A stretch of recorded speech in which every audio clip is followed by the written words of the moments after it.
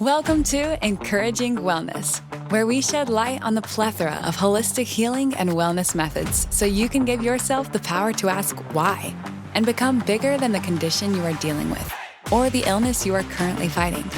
Join Pamela Worth as she sits down with doctors, medical experts, healthcare practitioners, and those with unique healing stories to dissect groundbreaking practices that combine traditional Western medicine with alternative modalities. Hear conversations that empower you to go beyond hurtful stigmas, outdated practices, and unnecessary labels, guiding you towards a healthier and happier you. Here, we highlight your true worth and help unleash your inner courage. Now your host, Pamela.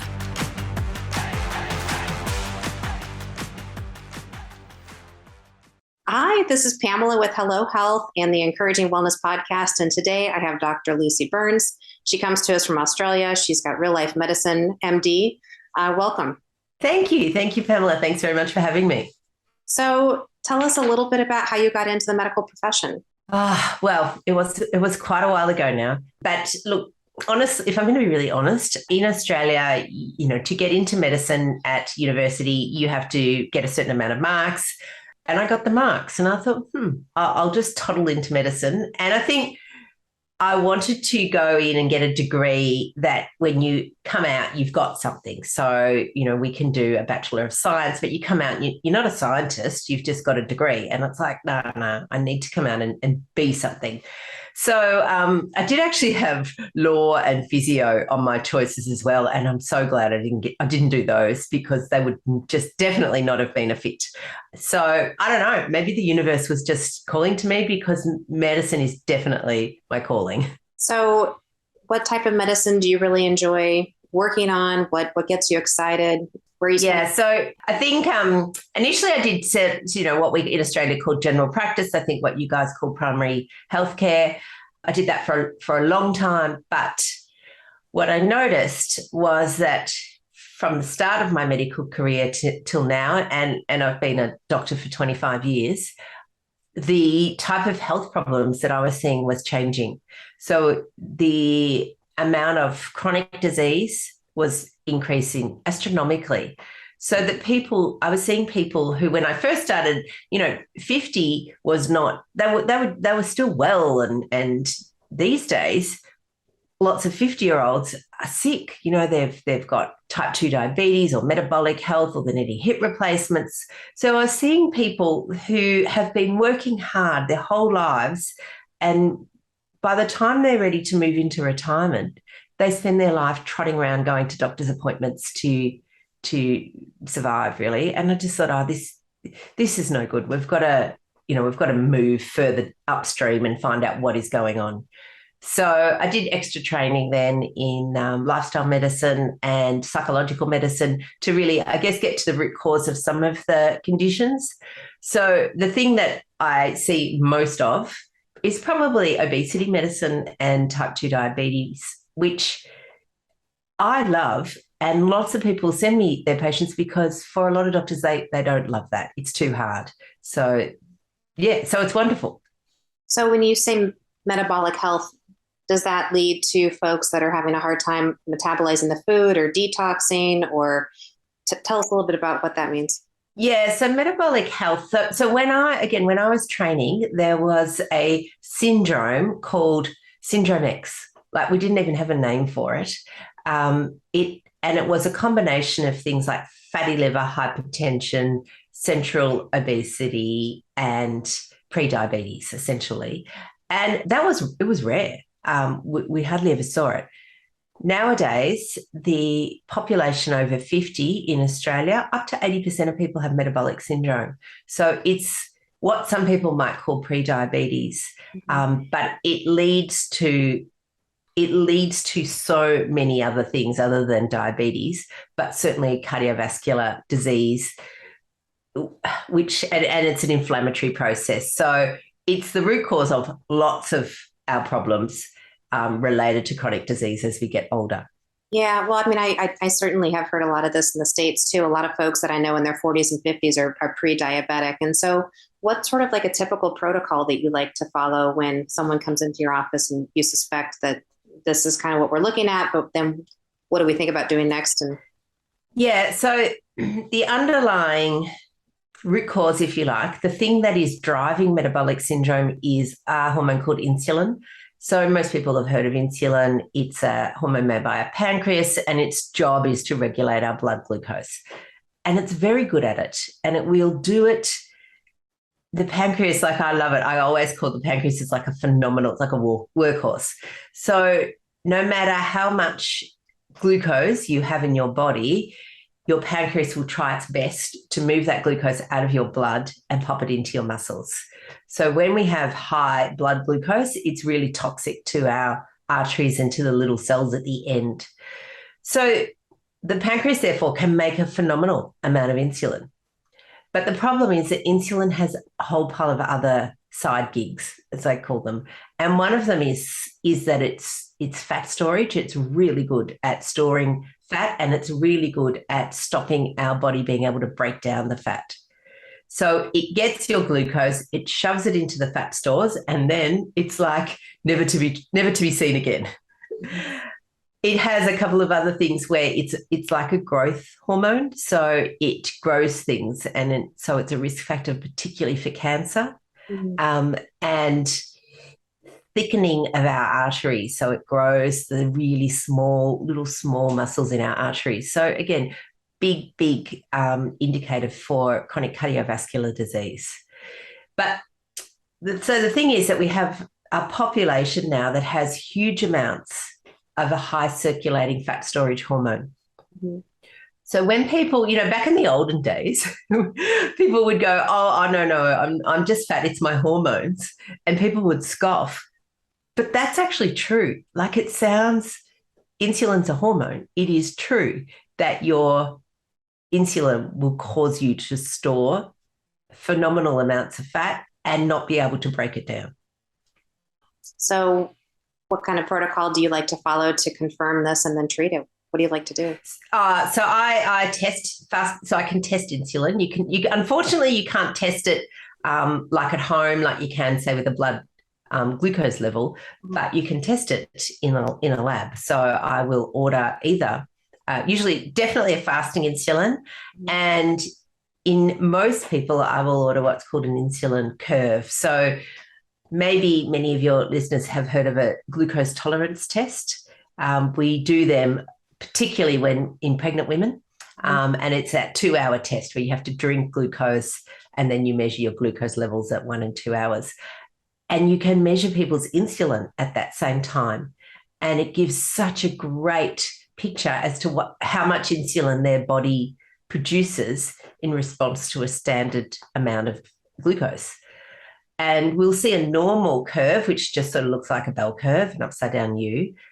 And I hardly ever see that these days. I see just crazy graphs where it's just skyrocketing still at the 2-hour mark, when really it should be almost returning to baseline.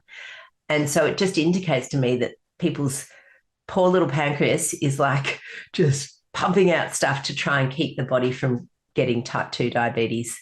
Wow. You can then also add in some other tests. So, we would do something like your hemoglobin A1C levels. Mm-hmm.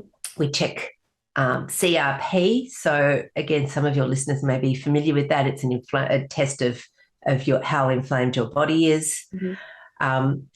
And I guess as a side note to that, we know that abdominal or fat that's stored around your middle, so abdominal fat, is highly inflammatory. Mm. So I don't know. I don't know what I do know what I was doing in medical school. It was just a long time ago before a lot of this was actually discovered. But fat in itself is an organ, and so it makes things. It makes hormones. It makes inflammatory mediators.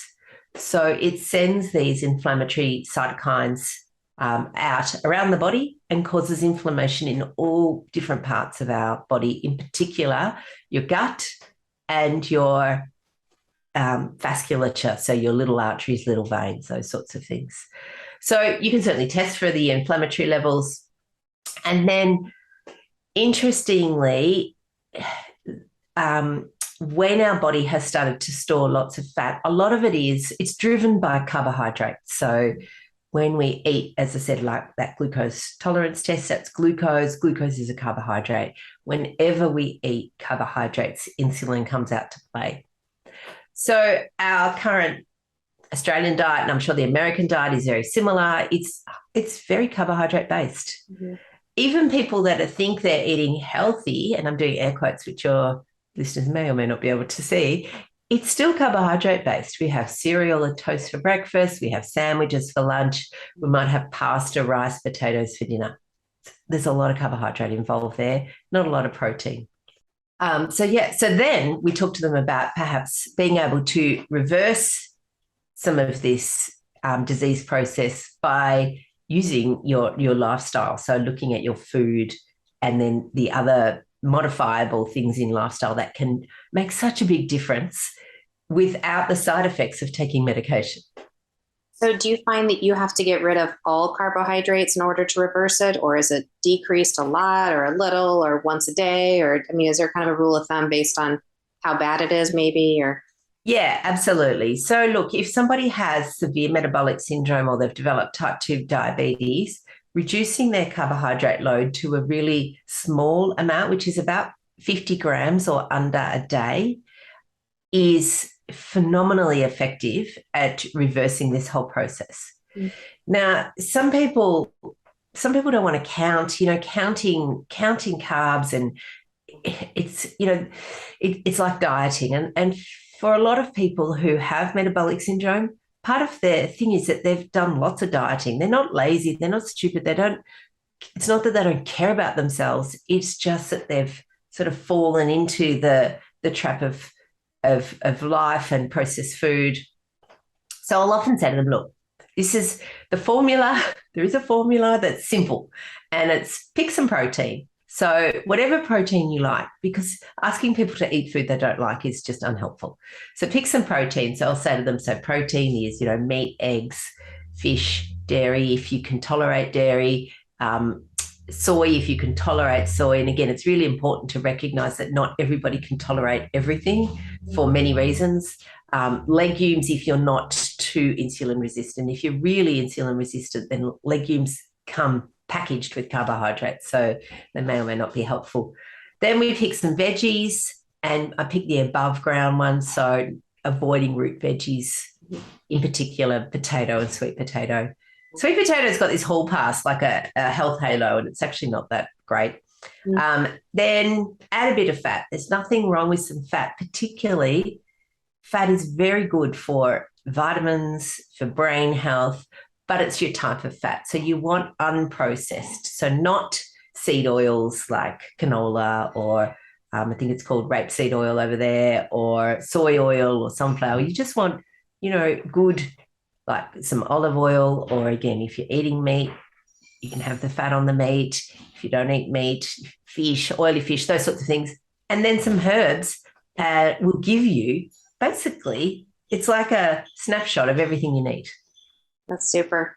And then you're doing work also with fertility and women that are trying to get pregnant. Talk to us about that.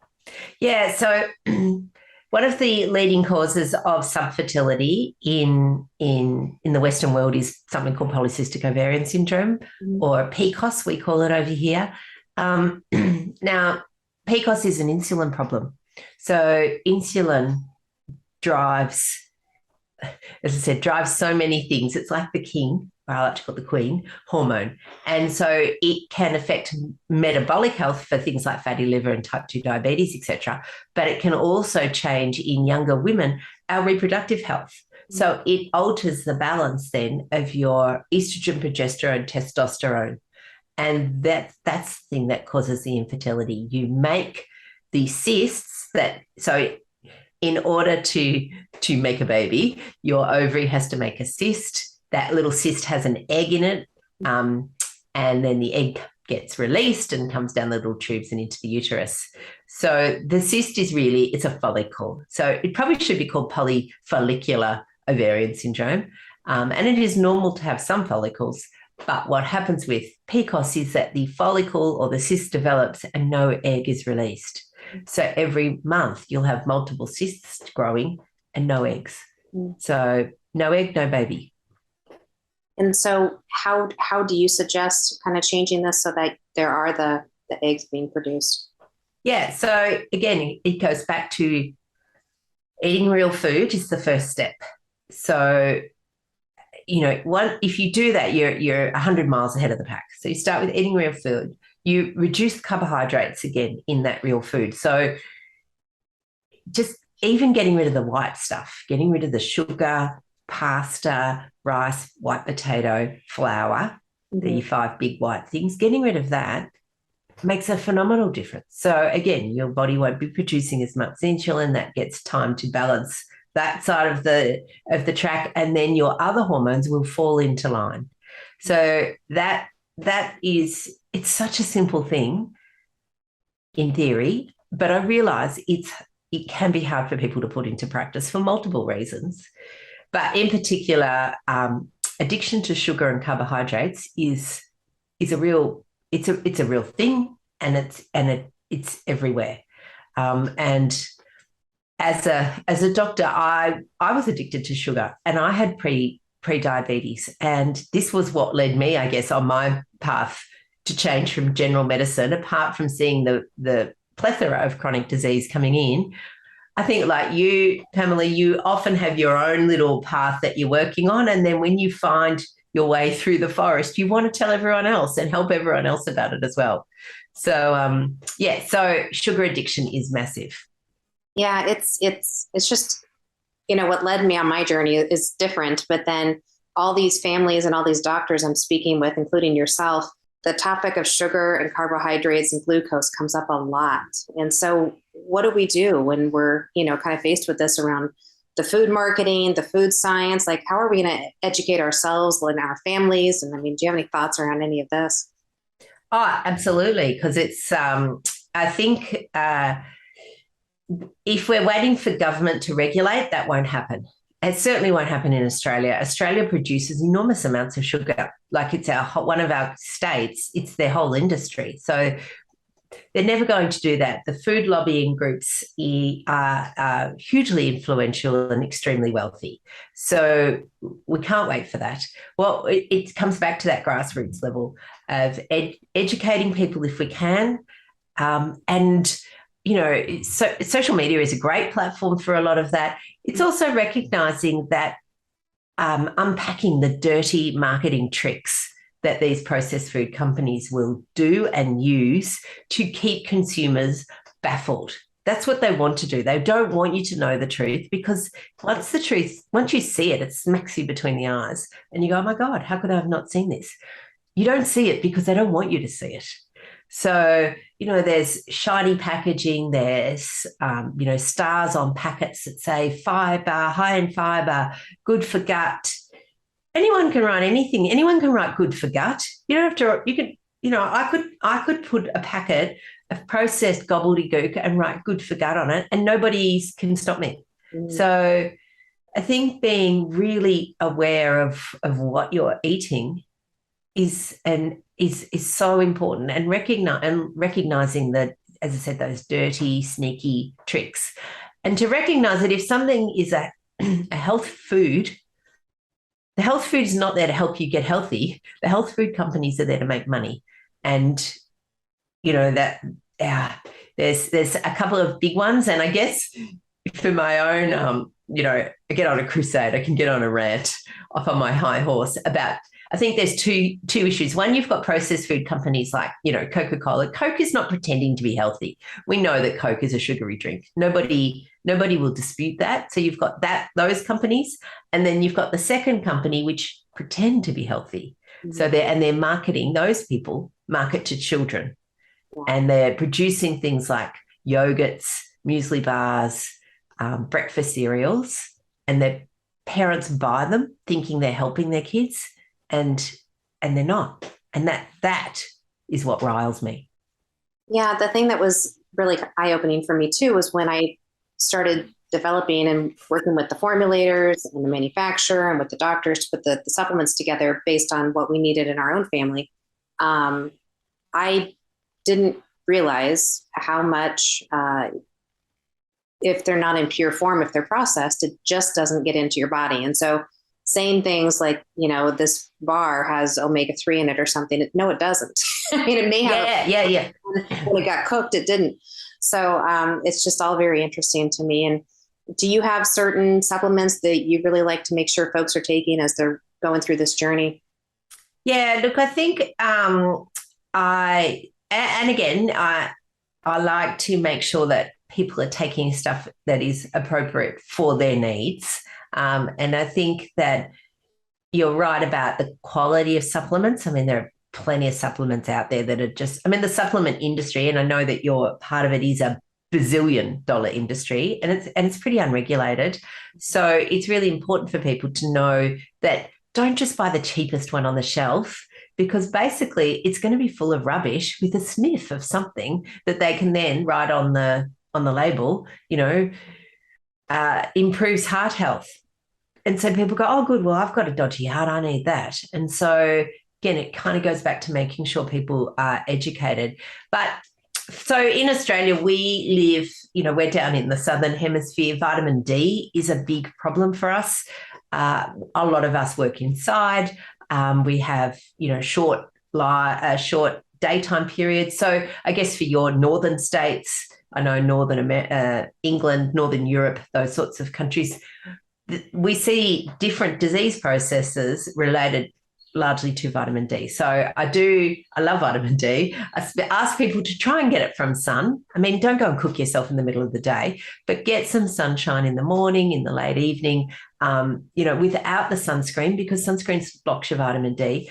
But it's like Goldilocks. You want a little bit of sunshine, but you don't want too much. Too much is harmful. Too little is harmful. And I think we've got the messaging probably not quite right there. So I do like that. Again, if people have high blood glucose, sometimes I'll use berberine as a supplement. Again, very popular. Needs to be managed if you're using medications, needs to be monitored, because sometimes that means the actual drug medications can be reduced, which is great. I love, like omega-3, you've mentioned that, and it is. Omega-3 is a phenomenal anti-inflammatory fatty oil. Found in a lot of food, but not a lot of food that people eat.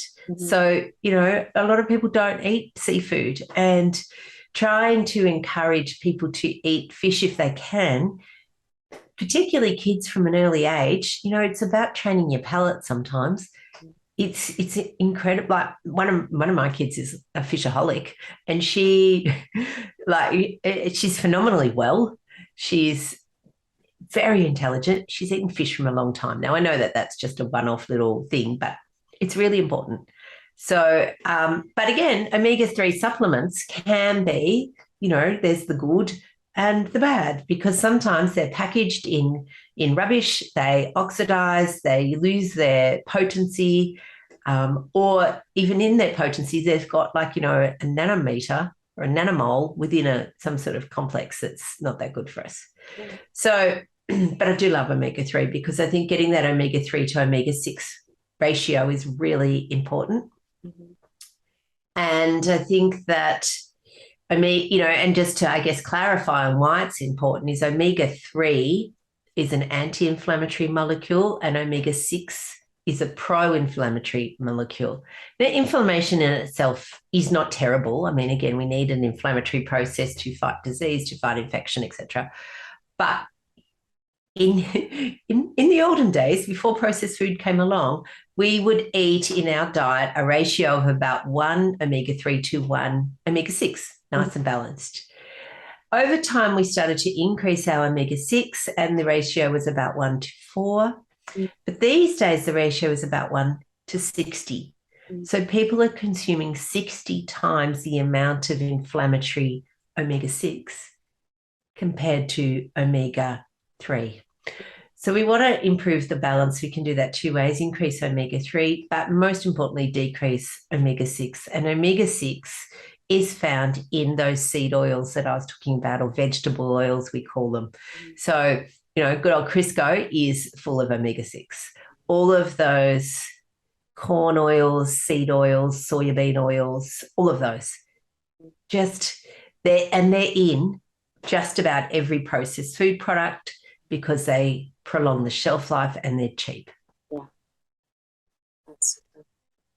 Well, is there anything else that I forgot to ask, forgot to mention? It's been I don't think so. incredibly educational. It's incredibly helpful. Oh, that's okay. Look, I guess what I know when people, so I see, as you know, I see a lot of women in particular who come to me, they're overweight, they're developing type 2 diabetes, they feel an enormous amount of shame and guilt. And that they've done this to themselves. And people go, oh, I've let myself go. I can't believe this happened. And I'll often say to these gorgeous women, listen, you have it. It's not your fault for two things. One, women spend a lot of their time looking after other people. They're looking after their children. They've got children with, some children with special needs, but even without special needs, you've got children that just need to be cared for, and they're driven around everywhere, and they've got appointments, and they've got sport. They've got to be fed, and they've got to be clothed, and all of those things. They're then working. They're then looking after elderly parents. There is no time to look after themselves. So they keep saying to themselves, yeah, I'll do it. I'll just look after X, Y, and Z. So I say to them, no, this isn't your fault. But now what we need to do is make time to put yourself first, because you're the linchpin of your family. Without you, everything falls apart.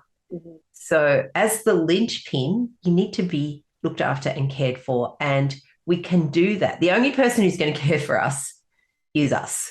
So it's not your fault, but it is your responsibility. And so we go, you know what, let's just put you up the path of people being cared for in your family. You don't get to have the dregs of the coffee anymore. You need to go up the top and have the cream from time to time. Yeah. So what do you find are some of the easier things for people to do that, to just say, no, I'm sorry, but this is my time. This is what I need. I mean, it's just really finding that strength and that support. They may or may not either have the voice or have the support at home. Bit of both. And in fact, looking at your logo of encouraging wellness, it does take courage at times to be able to say to other people, no, I'm not doing that. I have to, my needs come first. And we probably will never use those words, because they don't necessarily feel for us, because women feel selfish if they look after themselves.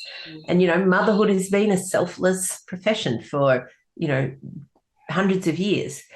But it's really about getting clear in your mind, what are the things that you need to do to care for yourself? So that might be dedicating some time to make sure you've got real food in your house. It might be dedicating some time to making sure that you do a bit of meal prep.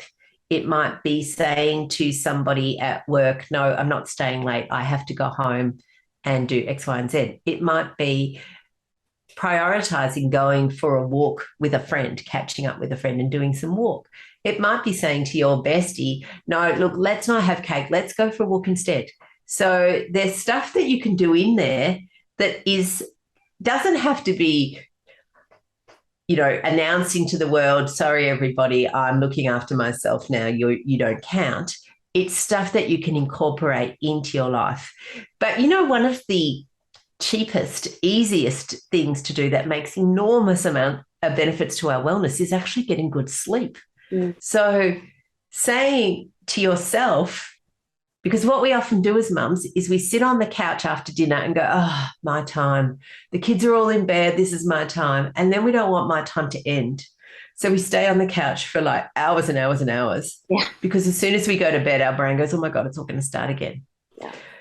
So just reframing bed. I call bed my rejuvenation palace. I go in there and, again, so much magic happens while you're asleep that is free, that has no side effects. So, I'd say to mums out there, just get your 7.5 hours sleep. At least give yourself the opportunity to do that by being in bed for that long. Mm-hmm. Yeah, no, that's super. It's helpful for me on nights when I'm really uptight to take a magnesium and then try and meditate as I'm trying to fall asleep. It just it seems to help. But yeah, absolutely. Magnesium, melatonin is really helpful for people with reversed sleep-wake cycles. But most definitely it's your nighttime routine and giving yourself that opportunity to wind down, not watching Netflix on your screen. Yeah, that's true. Well, thank you, doctor. We really appreciate it. And if anyone wants to connect with you further or has any questions, where can people find you? So our business is called Real Life Medicine. Our passion is helping people, in particular women, I guess, prioritize their health, particularly if they're overweight and wanting to look after that and either reverse or prevent metabolic health so that they can live long and happy lives into retirement and beyond. And we have clients all over the world, so it's really good. So they can find our website at rlmedicine.com. Somebody stole the reallifemedicine.com domain, and we're not paying millions of dollars to get it back, so we shortened it to rlmedicine.com. Or, of course, we're on all the socials as Real Life Medicine. Super. Well, thank you so much, doctor. Really happy. Thank you for having me, Pamela. It was delightful. That's it for this episode of Encouraging Wellness. We hope this serves as an eye-opener to you on new ways to approach your health and wellness. By learning both unique and the best alternative wellness and healing methods, you can live your best life. Listen to more of our episodes at www.hello.health. Be sure to subscribe to the show and leave a rating. Together, let us work towards unlocking you and your family's best self. Thank you for listening. See you on the next one.